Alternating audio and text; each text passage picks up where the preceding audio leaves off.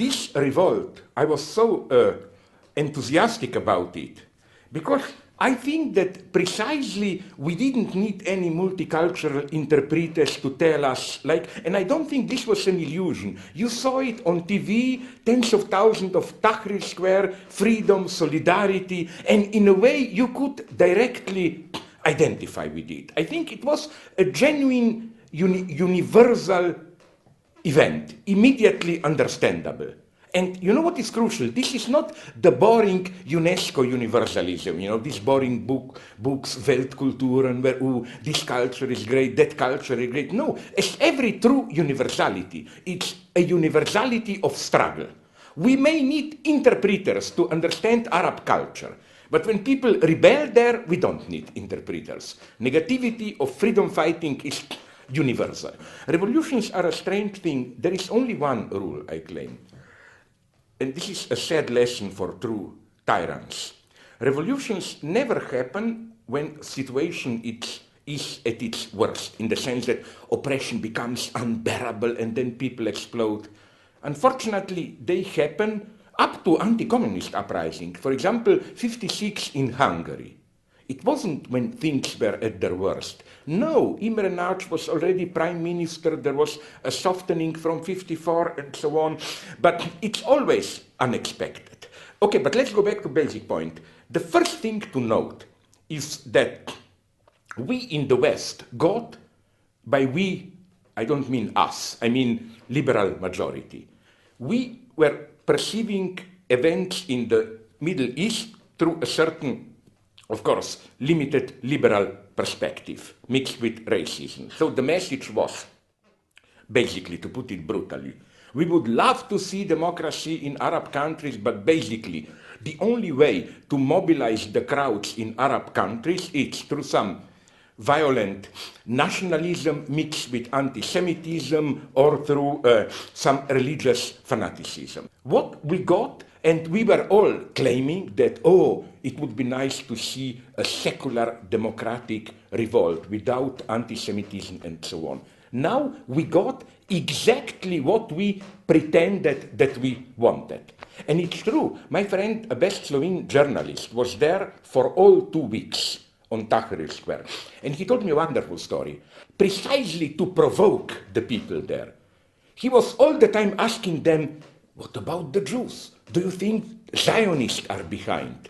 And you know, it was something beautiful. Not one of them fell into this trap.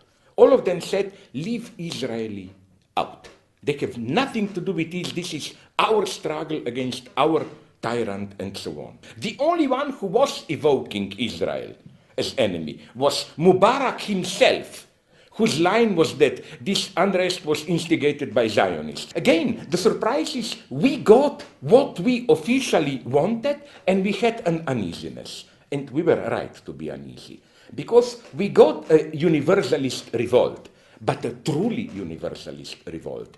It's clear that although they stood for universal values, these values went in crucial aspects a little bit, but enough beyond the usual liberal demands. This was not like 89 when you wanted to become like more or less, not all, like Western Europe. There were clear signs, like when they mentioned solidarity and so on, that the true desire was universal democratic, but again, not let's become liberal capitalists like the West. And this is, I think, what disturbed us. And this battle goes on now.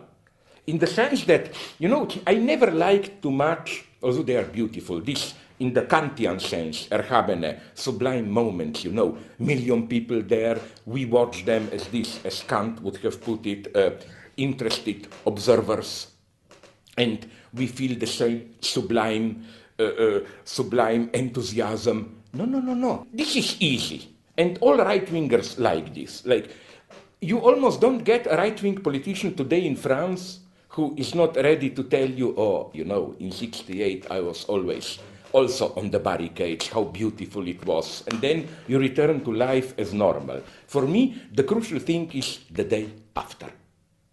That is to say, how will this moment of enthusiasm be institutionalized, translated into the new order. Why? Because maybe the left should start thinking here in a new way and stop with this obsession of popular revolt and think more in what terms. I like to mention this. We know where Antonio Gramsci, before he was imprisoned, published his text in a journal called Il Nuovo Ordine, the New Order. And it's, as we all know, years after this syntagm was totally appropriated by extreme right. If you said in the 30s up to today, Europe needs a new order, no further questions are needed to know where you stand. But at that point, it was still possible. Maybe we need this today. The problem is not to win in this superficial sense. And this was also for me the tragedy, for example, of Soviet revolution. The most interesting period for me is immediately after they won the Civil War. Then they had this problem, okay, now we are here. How do we translate this into new everyday institutions? How will people marry? Sexuality, burials, burials, funerals, and so on. So here, now, the true silent struggle is going on. And now it's the time to be paranoid. For example, I met a couple, I have them down there, Egyptian friends who told me, and I have no reason not to believe them. You know how from time to time we read in journals of these clashes between Muslims and Coptic Christians, Muslims burning Coptic churches. They claim it's all old Mubarak agents trying to provoke and so on. It's clear that at least 3, 4, even more maybe orientations are fighting behind. On the one hand, it's the army, but the army doesn't know what it wants. It's to a large extent corrupted by American money. Then we have pro-Western liberals. Then we have, of course, Mubarak agents. Don't forget that the entire state apparatus is still the Mubarak one.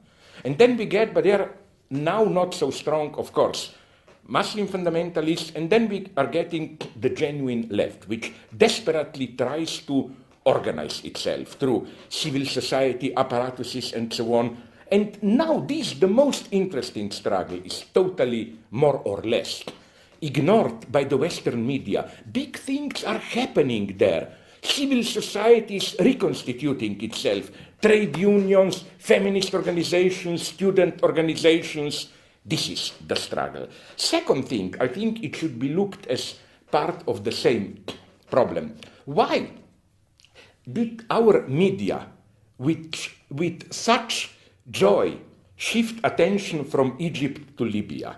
I call this a moment of renormalization. Egypt was something genuinely new. Let's not idealize it. Great horrors can happen. But we all know with every rise of the new there are dangers. Libya was easy to translate it into the old terms. Axis of evil, dictator, pro-terrorist, and the West loves this. Innocent civilians suffering, justification of military intervention and so on. But one thing more, a little bit provocative, which may interest you. Libya, one thing deeply disappointed me there. I'm not saying all, but the great majority of left liberal doubt about NATO intervening in Libya did this out of a certain disgustingly moralistic logic. Namely, the problem was, did you notice in the media, like, is NATO intervening really just to help the victims, or are there some dark imperialist oil or political calculations behind? The moment you even ask this kind of question, I think you are no longer a leftist. You should, I don't know what, jump into the toilet bowl and flush the water. I mean, of course they didn't intervene just for humanitarian reasons. But this doesn't think we should automatically condemn it. You know what is for me the true leftist question? And people are not asking it enough. Let's see concretely, and there I see a gap. Who are these rebels against Gaddafi? Are they simply some tribal structures? To what extent are they manipulated by the West? Is there a possibility that some genuine emancipatory movement will evolve? Now I will tell you something that may shock you. If there is a possibility for some emancipatory movement, then I would say, why not? Let the NATO give all the arms. Maybe 10 years from now, Libyans will need these arms against new Western pressures or whatever.